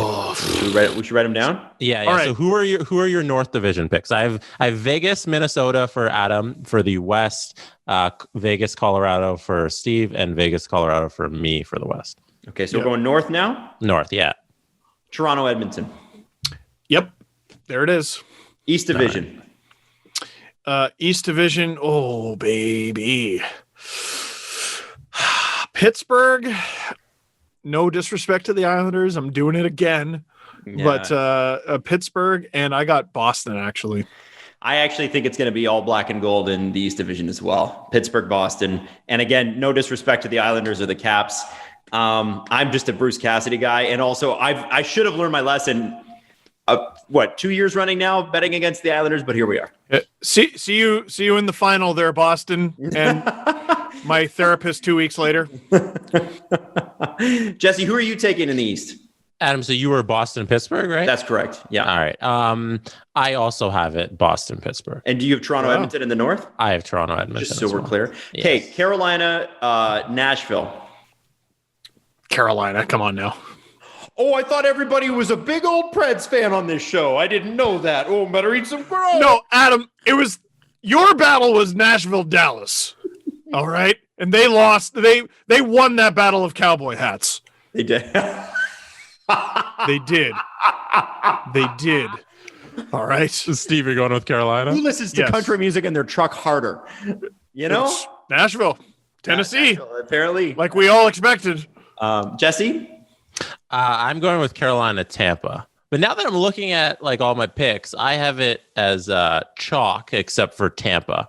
And like I feel like it's never going to play out that way with one upset unless it does. But so I might go ahead and change it then, coward. But I'll stick with it, I guess. I don't know. I'm going to go Carolina Panthers. Carolina and the Panthers. So then the Carolina Panthers can shout out Carolina and the Panthers for playing in the second round. But also, I think here's the thing with the Tampa Bay Lightning that people don't focus on enough unless you're a Tampa Bay Lightning fan. They have this gene, I know they won the cup, where they do explode or implode, maybe is the right way to say it. There are times where the Lightning do lose catastrophically. They're a sports car that has one faulty part and it goes bang. Now they've changed a lot. Obviously, they won the cup, but I'm for funsies. I'm taking the Panthers. One of my favorite points CJ made last year was Game 1, Tampa Columbus went to quintuple overtime. Mm-hmm. And if Columbus wins that game, Tampa might be out first round. But they happen to win it. Holy shit, boys, we did it. And all of a sudden they make quick work of them and basically everybody else. And they end up winning the cup. I have the Hurricanes and I have the Lightning. That's the smart pick. I know. No one's going to deny that. That it is the smart pick. I mean, if you're putting money on this, that's the pick you should make in the Tampa versus Panthers series. You have to. But that's why they play the games. Yeah, that's right. You know, that's right. Okay, so shall we do the press conference? Let's do it. All right. Dinner time can be chaotic, but with Freshly, it's easy. Their chefs take care of your meals a few nights a week just to take the pressure off, which is kind of nice. Grocery shopping and cooking can be a pain, especially right now. And with Freshly, you don't have to. Your meals arrive cooked and fresh every week, so you just keep your fridge stocked and skip the trip to the store. Ordering is easy, too. You just go to visitfreshly.com and choose from over 30 delicious, satisfying, better-for-you meals like steak peppercorn, sausage baked penne, and chicken pesto bowls. I'm telling you. Now, Freshly can also fit your lifestyle, too, with a variety of plans and meals to pick from that work with your dietary needs, preferences, tastes, size. And now, if you listen to the STP, you can try Freshly for just $6.16 per meal. Stop searching the internet for healthy food near me every night and live freshly. So again, right now, it's Freshly offering a promo. So right now, again, Freshly is offering a promo. You get $40 off your first two orders when you go to freshly.com/STP. Stop stressing about dinner. Just go to freshly.com/STP for $40 off your first two orders. That's freshly.com/STP for $40 off your first two orders. Steve, I have a game for you. Oh, boy. Okay. Is your brain ready? There's only one way to find out. All right. Let's dial it back all the way to 2017. On February 6th, Here we go. the Leafs had a game. They played the Islanders. The Leafs had a significant event with young players on that team. What happened in that game? February 6th? 2017. Mm-hmm. This is from Grins Above. And I think you're going to get this game. And then there's a specific thing Grins Above wants you to do with the events that happened in this game. First, you got to tell me what happened.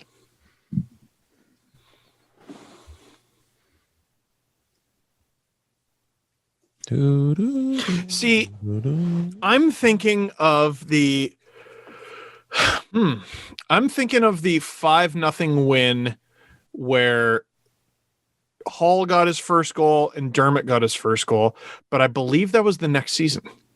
Was that on the dad's trip?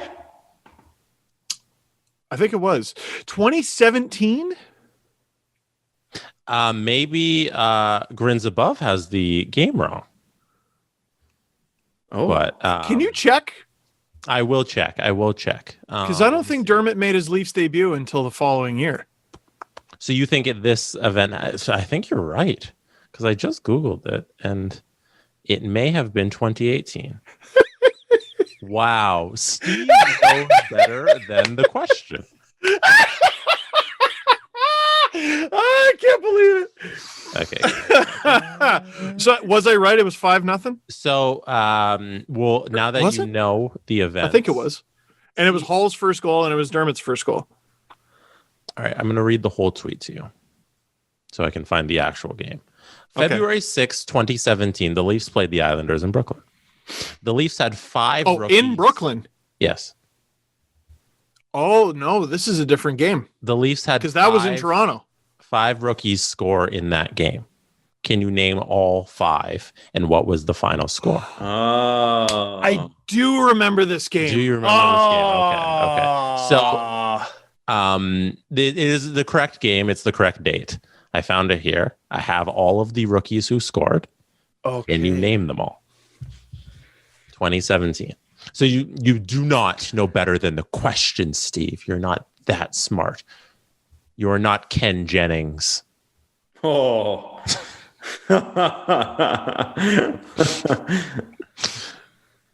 Oh, boy. This game, I believe it was a mess defensively. You know the final score? No. And can you start naming rookies? Give me... Was it 6-5? You nailed that. Okay. Uh-huh. So there's five they got one from a non-rookie. Nope. They lost 6-5. Oh, they lost 6-5. Yes. The Leafs lost this game in overtime to the Islanders. Brock Nelson scored an OT. That's such a Leaf thing. They had five different rookies scoring a game and they lost. Yeah. And a guy scored 4 goals in his debut. Lost. Jesus, guys. Okay. Like, you'll never understand cheering for this team if you don't. Watch your blood pressure. I am gonna. No, I'm not ready. Okay. You'd think Matthews has one of them. You got one correct answer. Hyman? You have 2 correct answers.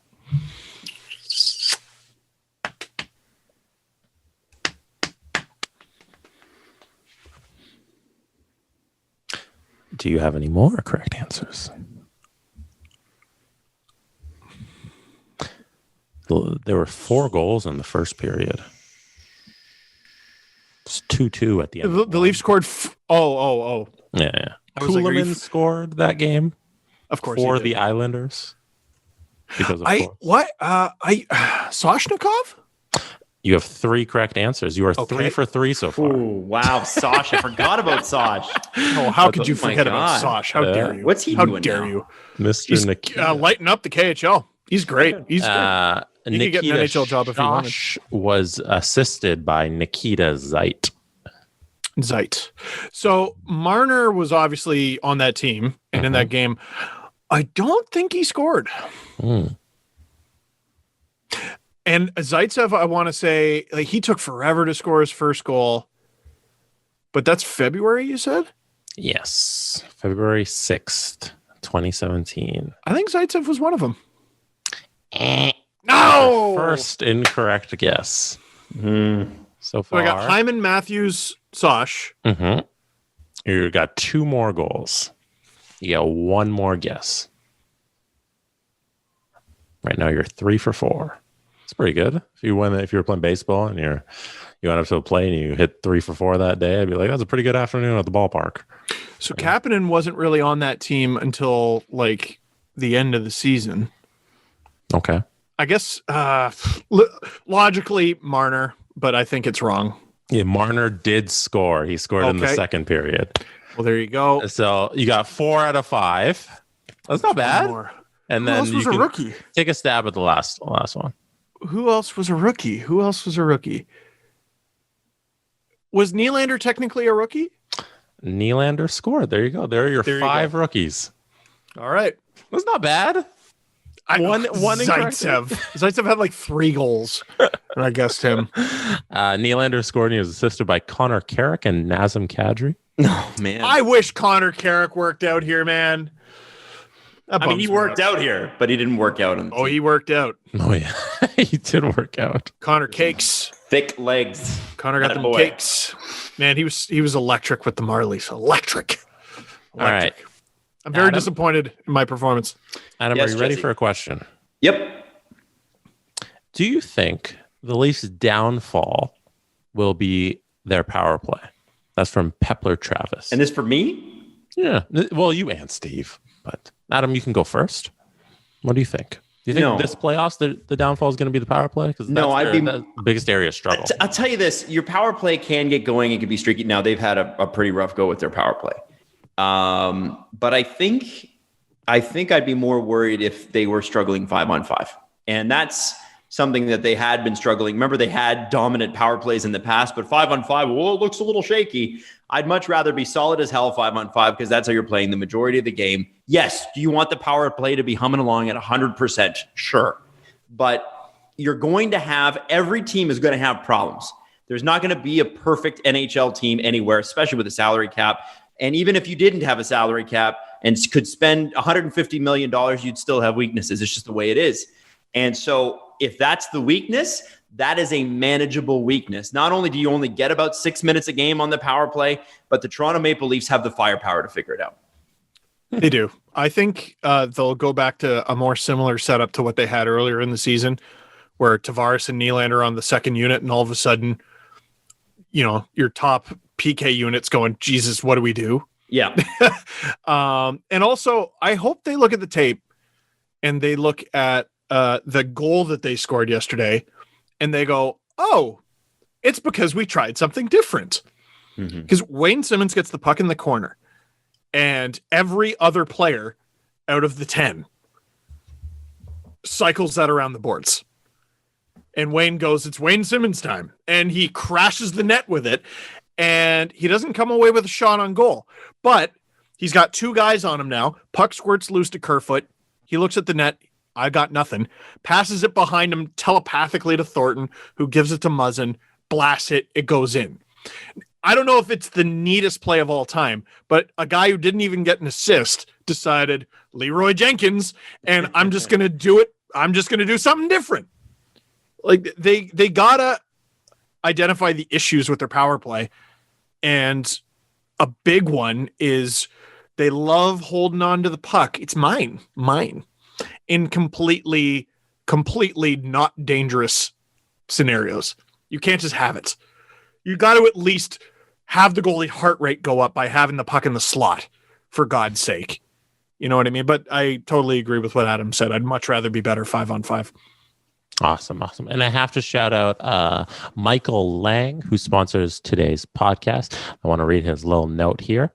Michael says he's in the States, so he donated a couple dollars, $55, to Cancer Research Institute. It's been 2 years since we learned that my dad had esophageal cancer, and since he's older, I didn't know how much time I would have left with him. Fast forward to today, and he is over a year removed from being told he is cancer-free. Round of applause. Wow. There we go. That's great. We are lifelong Red Wings fans, but he happily jumped on the bandwagon with me when I became a Leafs fan in 2011, even though I refused to cheer for his beloved New England Patriots. Thanks again, guys. Love the pod. That's from Michael. Ooh. What a fulfilling life. Dude cheered for the Red Wings up until recently and the New England Patriots. But the rough part is when you're like, hey, I'm going to be a Leafs fan starting in 2011. 2011. Yeah. Oh, terrible. Great. What timing. made you think that was okay? It had to be Tim Brent. Had to be. That's what got him over. The blocked a slap shot with his nuts, and he's like, that's my guy. Who was the one that blocked the slap shot with their face on the Leafs? And it was like, holy crap. There was a Morgan Riley, Game 7, 2018. I'm talking earlier. I'm probably we're talking like 09, 08, something. Grabowski scored a goal with his head. Was it last playoffs or the playoffs before, where Mitch had his block at the very end of the game? 2019, Game 3. That was 2019. Yeah. That was a cool one by Mitch. I think we were all there. Yes, we were. Well, Adam and I were in the lottery seats, I believe. Yes, we were. You were up top. That's when Pierre Maguire was tapping Brad Marchand's butt. We were like, what's happening here? Why is this? That's enough of that. Yeah. How about you quit it? Maybe. I don't know. I mean, I guess it's not that big of a deal. They could be buddies. I mean, hope not. But back then I was like, oh, mad because the Leafs are losing and I'm internet mad about it. And I was. I still love that I made half the Bruins bench turn around in 2018. What did you do? There was a face-off right next to the benches, and Marchand tripped Marner off a false face-off, like off a false start. And I, from those seats between the benches, go, typical! and like Danton Heinen looked at me like a bunch of them turned around. Did any of them recognize you? I don't care. I don't know. It'd be nice if one of them like waved you and gave you the finger or something like that. Hey man, frig off. Yeah, Marchand stuck his tongue through the glass. Yeah. No. Well, it's going to be very, very exciting, and obviously, I cannot wait to watch Boston and Washington on Saturday night. It's going to be an incredible playoff year, and we'll leave you with just the funnest thing, and that is the playoffs. It's a demolition derby. The first 2 rounds are always the most fun for everybody. So enjoy this. The next month is going to be a ride, and no matter what happens, let's all have fun together. And thank God the Leafs don't have to play the Bruins. Isn't that great? Well, maybe we'll see. It's not great that they have to play Montreal, but still better. Still better. Anyway, we'll see you on Monday. Shout out to Adam Wild, who got his vaccine today. Congratulations. Damn, looking vax, bro. Look at that. Look at that. You got a farmer's stand already? I know. What is that? Okay. So it's because I have the convertible and I've been outside for like 3 days and I already have my farmer's. If you've worked outside for I have like a built-in farmer's stand, so all year round I have this, but then in the summertime, it just gets crazy. Your arm looks ridiculous. I know. I hope you know that. You have Adam. It was like 9 degrees like 2 days ago. Literally. I have a farmer's tan that is it's fried into my skin. Snowed 2 weeks ago. I know. And it's like the second there's sun, my farmer's tan's like, hey, you want to not get laid this summer? Cool. So anyway, all right. Unless it's in like a cornfield because you're a farmer. So. That could be that. It's not that though. I'm farmersonly.com. Should check it out. Anyway, not Is part that of our a thing? advertising schedule. Yeah. Have you never heard of Farmers Only? The dating app? Farmersonly.com. They have that jingle for the commercial. Because Steve, only a farmer could understand dating a farmer. Okay. That's part of the commercial. Steve, you need to look up farmers only commercials. That's so specific. Well, I would imagine that it's difficult to date a farmer because it's a very specific career. It's a lifestyle, really. I'm going to play you a commercial from Farmers Do Only. it. Who's easy to date? And like, No, but that's different. It is different. I can understand. is there a morning radio show host one? No, there is not. You get up at like 1:30 in the morning and like that's got to be difficult, It is. right? Play it, Jesse, whenever you're ready.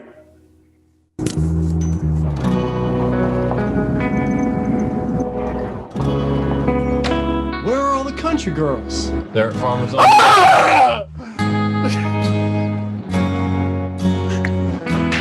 In the country, you moron! To be lonely at farmersonly.com. So just to describe it to you, it's a guy, he's on at the beginning when the music is playing, he comes in from the field and he goes into the barn where the bar is. And then he asks the guy, he's like, where are all the country girls? And then he's like, they're on farmersonly.com. And he pulls out his iPhone and he goes to Farmers Only. And then they sing the jingle. Anyways, and that's it.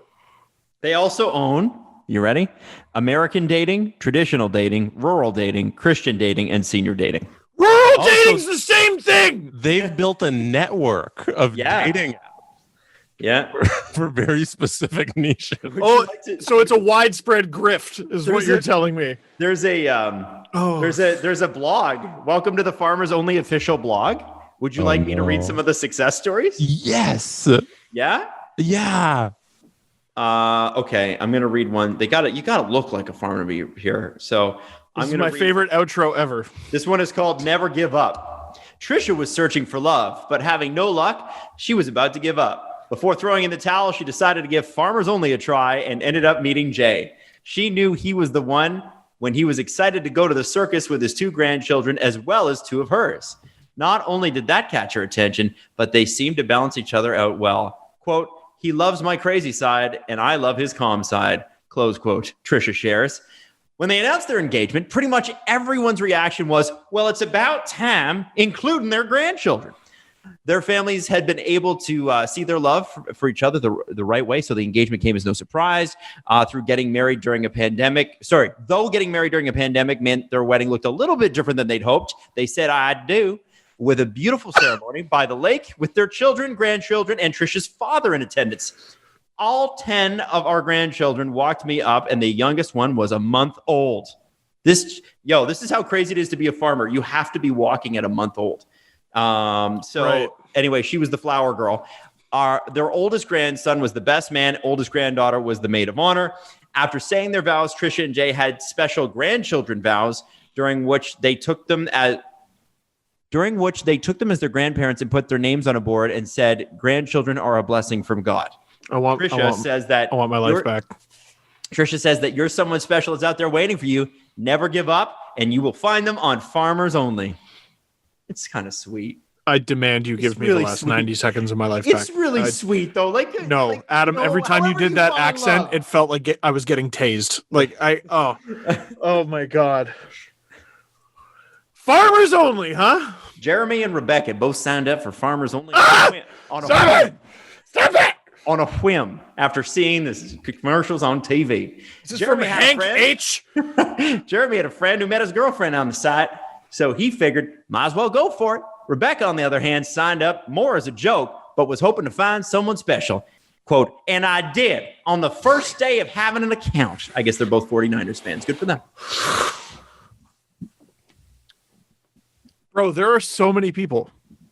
Yeah, but have you ever driven through the Midwest in the United States? If you're a farmer, you kind of want to date a farmer. Yeah, you got to get the life. It's a different life. Yeah. And I've driven through Montana, Idaho, Iowa, most of Washington State outside of Seattle and is Portland? No, that's another one. Anyway, it is very rural.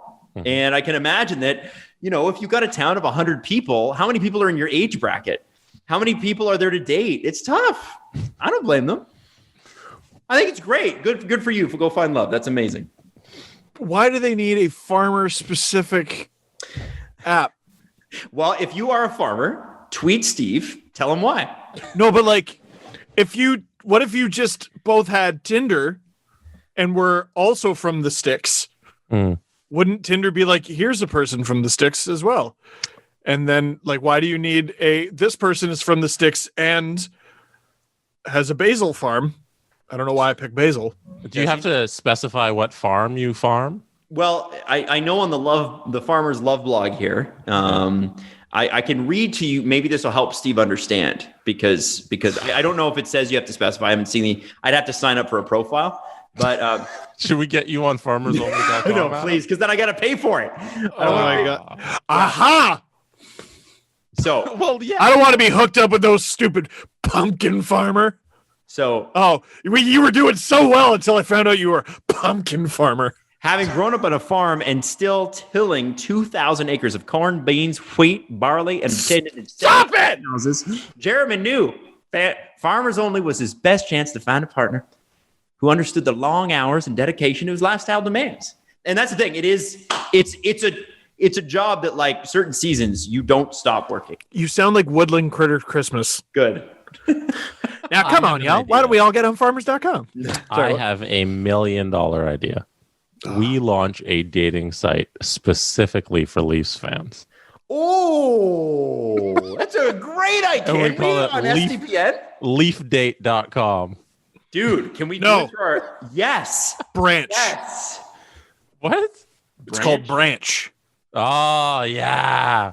Download Branch because we make the connections through the Leafs. Do you have to specify twig size? No. It's an important question. That's just, you can't discriminate based on twig size. How many? And for age, you put how many rings are on your trunk. Nope. End the show, and I'm going to end the show and set myself on fire. Okay. How's that? Oh my God. I think certain questions on your bio have to be favorite Leaf player. Has anybody ever met somebody that they're currently with at a Steve Dangle podcast event? That's so niche. I wonder. Dude, Staff and Graph, Rachel and Mike met at my book launch. That's true.